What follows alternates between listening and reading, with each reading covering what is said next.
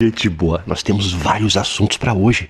E eu, o Sabugosa, vou falar com muita sabedoria sobre tudo o que está acontecendo e mostrar também onde estão os malandros que controlam o nosso país. Nosso país está na mão de gente que há muito tempo saqueia os cofres públicos. Os velhos políticos da velha política que às vezes se vestem de ovelhinhas de Deus, se apresentam a nós outros como sendo os salvadores da pátria no nosso Brasil varonil. Olha só, o Figueiredo, neto do ditador, lá dos States, resolveu ameaçar o Supremo, dizendo assim, me interroguem. Como ele estava sendo procurado para ser intimado e não tem como localizá-lo, e por conta disso o processo contra ele não pode andar, ele foi lá, muito machão, e demonstrou que está sabendo que está sendo procurado. Com isso, ele fica automaticamente notificado. E agora, se não apresentar defesa, vai ser condenado. E sendo condenado, sem que se defenda, o processo anda rapidinho e ele vai ter que ficar uns 20 anos nos Estados Unidos ou voltar para o Brasil, cumprir sua pena. E tá acontecendo muita coisa, gente, muita coisa mesmo. O Centrão, pela primeira vez, é confrontado. O Centrão nunca, jamais alguém enfrentou o Centrão. Todo presidente que entra, ali o Centrão se organiza e já chama o sujeito e diz, vem cá, você é o presidente, né? Né? Só que tem um detalhe, quem manda somos nós. No caso do Bolsonaro, a única exigência que eles fizeram foi que Bolsonaro entregasse a chave do cofre para eles. Imagine só a farra que aconteceu. Claro que Bolsonaro, como não se importa com o Brasil, nem com corrupção, nem com nada, o discurso dele é um discurso inócuo, vazio, tá a chave. Podem fazer o que vocês quiserem, roubem bastante, só não deixe de apoiar nós outros, porque vocês nos apoiando, a gente também vai roubando daqui e a gente vai governando de qualquer jeito. E tem mais coisa também que eu vou falar no decorrer do andamento da coisa. Então, vou pedir a você seu apoio, se inscreva no canal, ajude nessa chavinha aqui, eu tô precisando dessa ajuda, tá? Seja um parceiro. E vamos em frente, gente, vamos embora. Tem muita coisa pra conversar hoje. Agora, tá tudo ficando muito claro. Foi a primeira vez, gente, a primeira vez que o Centrão é confrontado. Até o próprio Lichonauro, que quando chegou travestido de cidadão de bem, conservador, dos bons costumes e da família tradicional, mesmo e apesar de estar no terceiro casamento e ter um filho com cada mulher. Engraçado que todos os filhos, independente da mulher, todos eles saíram cópias exatas do pai, no que diz respeito à malandragem, à sacanagem e à vontade mesmo de meter a mão na grana. Mas aí não é a genética, é a forma como eles foram instruídos, né? Bolsonaro chegou dizendo, o Centrão não vai participar do meu governo. Não durou nem um ano, porque o Centrão, que está acostumado a fazer chantagem com todos os governos, foi pra cima dele, porque começou a aparecer a rachadinha, funcionário fantasma, os crimes da pandemia, e o Centrão falou, opa, e tem um fiozinho solto, nós vamos denunciá-lo, vamos caçá-lo, vamos acabar com essa sacanagem? Claro que não, o Centrão chamou ele no privado e disse, vem cá. A gente pode caçar você porque você tá com o rabo bem sujo. Você é corrupto. Todo mundo sabe. Nós todos sabemos. Você faz parte do Centrão. Você é um dos nossos. Portanto, tá na hora de você entregar a chave do cofre pra gente. Se gritar, pega Centrão. Aí depois que Bolsonaro, por estar com o rabo bastante e muita sujidade, chamou pra cá e disse, Centrão, eu vou dar aqui a chefia da Casa Civil pro Ciro Nogueira. E você sabia que o Centrão ainda tem a chave do cofre? A coisa funciona basicamente assim. Lula, se você não liberar dinheiro pra gente, você não vai governar. Mas e o Brasil? E as pessoas que precisam de um governo? E quem precisa do Estado? Dane-se. Nós queremos dinheiro. Dá cá o dinheiro. Quem quer dinheiro? Só que pela primeira vez o Centrão é confrontado. E não pense, Hugo Mota é subordinado do Lira. E Lira é subordinado dos 50 ladrões. Sim, aqueles que se encontraram na surdina com Hugo Mota lá na casa do João Dória. Hugo Mota, o presidente da Câmara, aquele cara que eu falei pra vocês que não vale nada. A galera começou a apertar o Centrão, mostrar que o Centrão tá do lado dos bilionários, do lado das casas de aposta, estão fazendo os esquemas tudo pra manter a isenção fiscal dos ricos, etc. A população começou a acordar. O que o Hugo Mota fez? Reunião de emergência aqui, na casa de quem? Do Dória. Só bilionários, gente, que vive de especulação. Pega dinheiro daqui, investe ali. Pega dinheiro de lá, investe aqui. E aí vai dobrando o seu capital. E todas as reservas do Brasil vai parar na mão deles. E aí quando você fala em mudar o IOF, cobrar imposto de quem faz transações de câmbio, compradores de dólar, os vendedores de dólar, eles vão lá e compram os dólares do mercado. Aí falta dólar, aí o dólar sobe. Aí eles chamam o Hugo Mota, ó, vocês vão ter que derrubar aquela medida do Lula lá. Aí o Mota diz assim, mas é ilegal, nós não podemos fazer isso. Vocês vão fazer sim, porque o governo está na mão de vocês. Se vocês fizerem, ele vai ter que ficar caladinho, porque ele precisa de vocês para governar. Vão lá, derrubem. Só que aí deu ruim, né? Porque a sociedade percebeu a malandragem deles, como eles manipulam tudo para manter o Brasil subdesenvolvido, para atrapalhar o desenvolvimento, para impedir que a população fure o teto da miséria e acesse degraus, cresçam na vida. Todo mundo percebeu. E aí o que aconteceu? O Hugo Mota correu novamente por 50 ladrões e falou assim, gente, tá todo mundo percebendo que eu sou um merda, que eu sou presidente de nada. Eu, na verdade, sou o pau mandado de vocês. Bença, pai, bença, pai, bença, pai, bença, papai, bença. Se me dá a benção. Lira, me dá a benção. Que eu vou fazer o que você quiser. Aí o Duas Caras, é isso que ele é. Um homem que não honra a palavra. Pensa comigo, gente, eu tenho tanta coisa para falar, mas a coisa tá andando aqui. Pensa comigo, o Congresso Nacional leva 25% do orçamento do governo. São as emendas impositivas. Na democracia, gente, tem emendas impositivas. Coisa que aconteceu lá no governo Bolsonaro, quando ele entregou a chave do cofre para aqueles vagabundos. 25% já vai para eles. Eles vão usar isso de qualquer jeito que quiserem, não tem que prestar conta de nada. E aí quando você fala em melhorar, achar meios de arrecadar, cobrando impostos dos ricos, eles dizem, não, vai ter aumento de impostos não. Mas vai ter aumento de deputados. Vai ter aumento no fundo eleitoral. Vai ter isenção de 800 bilhões para ricos donos dessas plataformas de merda de jogo. Eles não pagam impostos. Pagam. Isso aqui. Mas o Mota está a serviço deles. A gente vai aumentar a despesa do Congresso, a gente vai cobrar mais emendas do governo, a gente vai aumentar o número de deputados, a gente vai manter as nossas mamatas, a gente vai dar isenção de impostos para bilionários, a gente vai impedir que se cobre impostos das grandes fortunas, a gente vai caçar as medidas do governo federal quando ele altera legitimamente o modo de se cobrar os impostos da IOF. Falar nisso, eu entrei um pouquinho no limite da conta esse mês e agora o banco descontou os juros e também quase 50% daquilo era IOF. Sim, quem está pagando o IOF caro agora, que derrubaram a proposta do Lula, que derrubaram o decreto do Lula, somos nós pobres. É nós pobres. O governo agora entrou na justiça, porque a medida do Mota foi uma medida ilegal. O STF vai derrubar, porque é ilegal. O Congresso não tem direito de impedir o governo de governar. Assim como o Congresso não tem direito de pegar a chave do cofre e dizer, eu agora vou controlar o orçamento. Porque é isso que aconteceu. O Congresso não pode fazer isso, porque o Congresso tem como função, além de legislar, fiscalizar o governo. Fiscalizar, inclusive, o uso que o governo faz do orçamento, que o próprio Congresso aprova.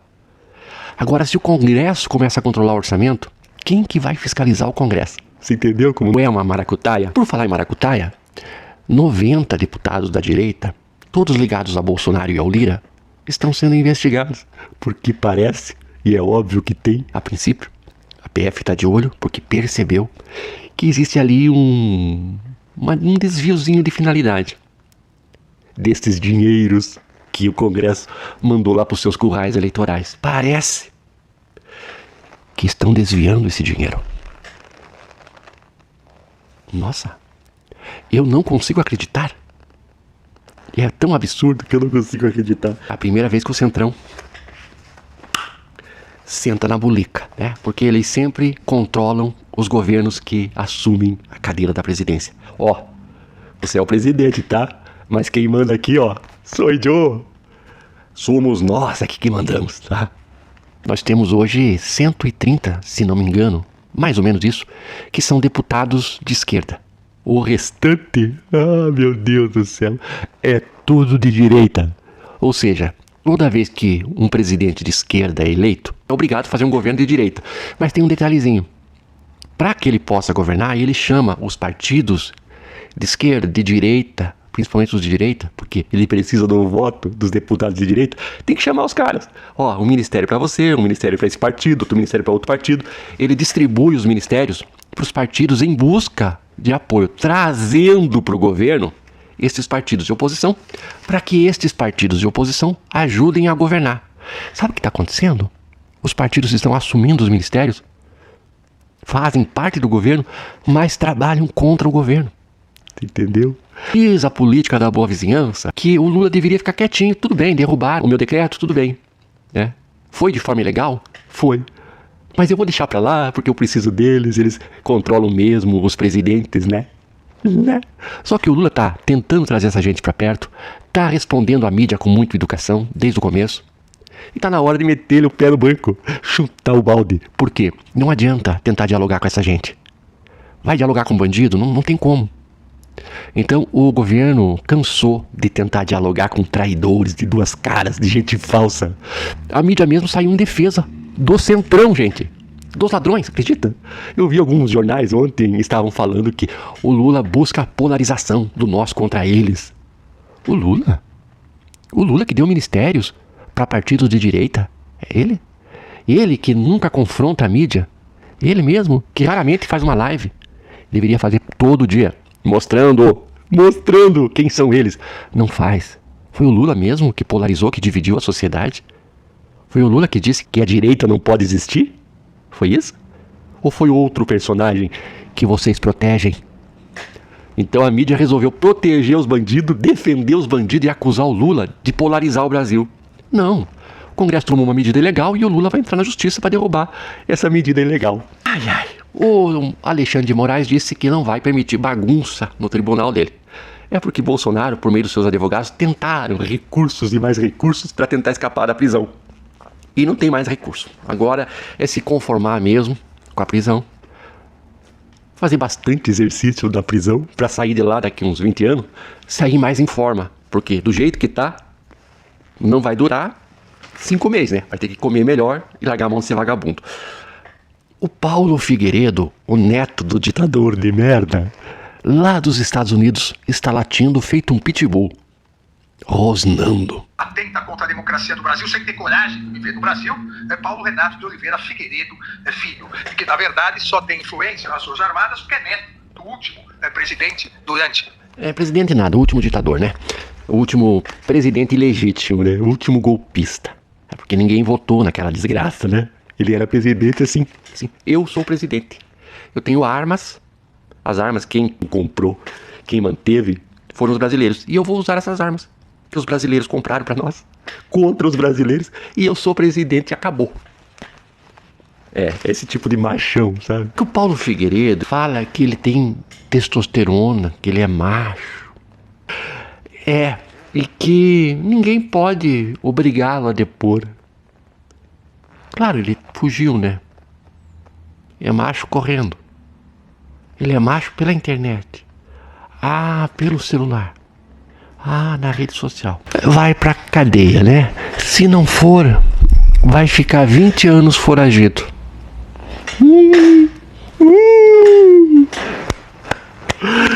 Parabéns às instituições brasileiras. Eu sou neto do ditador. Se fu. Às vezes, até um imprestável, como o pastor Maracutaias, aquele fala a verdade. Porque nós temos uma direita prostituta, vagabunda, que se vende. Quando a pessoa fala a verdade, a gente concorda. Então eu, embora saiba que Heleno não vale nada, quando ele cantou a musiquinha, ele falou a verdade. Muito embora daí, dias depois, o Centrão passou a mandar no governo deles. Só que agora o governo enfrentou o Centrão.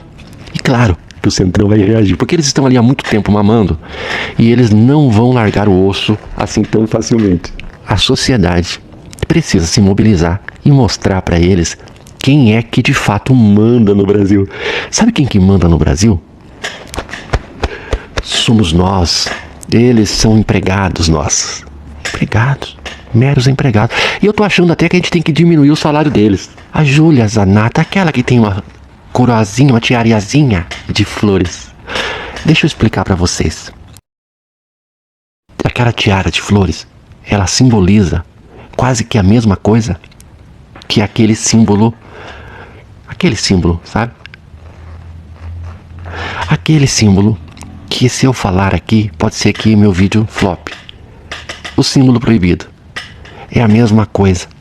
Ela não pode usar o símbolo proibido, ela usa a tiarinha de flores para dizer a todos que ela faz parte do movimento, daquele movimento do austríaco, ditador alemão.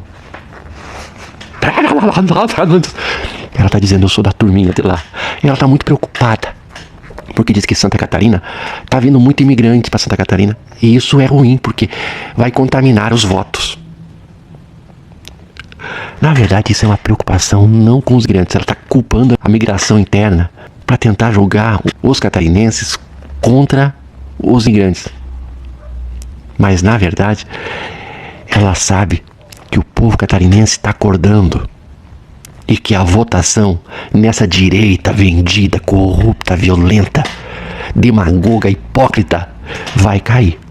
E aí, como ela já sabe que a votação nela e nos seus cupichas vagabundos vai diminuir, tá dizendo que é culpa da migração interna. Deixa eu falar, por falar em imigrantes, o Elon Musk, ele tá em vias de ser deportado. E o Trump disse que tá pensando na possibilidade, porque ele não é estadunidense, ele não é nem norte-americano. É o Elon Musk, ele nasceu na África do Sul, ele é sul-africano. E um sul-africano branquinho, você já deve imaginar o tipo de parasita que ele é. E esse parasita tá em vias de ser deportado. E o Trump falou assim, olha, eu não quero esses carros elétricos dele, eu quero o carro a gasolina. Um carro híbrido talvez, mas esses carros dele lá não queriam. Ele tem muito subsídio do governo estadunidense, mas a gente vai cortar o subsídio. E talvez, como ele é um imigrante, a gente dê a ele a mesma tratativa que a gente dá aos imigrantes. Categorizamos ele como criminoso, como a gente faz com todo imigrante, e agora tem uma prisão. Eles construíram uma prisão, cercada de crocodilos, para colocar os imigrantes lá. Não, eles não vão deportar de imediato. Deixa lá na prisão, deixa lá. É o tratamento que o ídolo de Bolsonaro e da família dá às pessoas que foram para lá limpar a bunda do estadunidense, limpar a privada do estadunidense, fazer o serviço que o estadunidense não quer fazer. Mas como ele quer precarizar o emprego lá também, fazer com que o norte-americano de seu país se submeta ao subemprego, que é o que vai sobrar, ele está mandando embora quem trabalha para que o próprio povo que votou nele faça o subtrabalho que eles não querem fazer, que o imigrante faz. O imigrante, depois de trabalhar feito um cavalo, servindo aquele país, é tratado como criminoso. E Trump é aplaudido pela vagabundagem do Brasil. Gente, é isso. Muito obrigado. Você que teve paciência de assistir até aqui. Eu espero ter sido bom para você, porque foi bom para mim.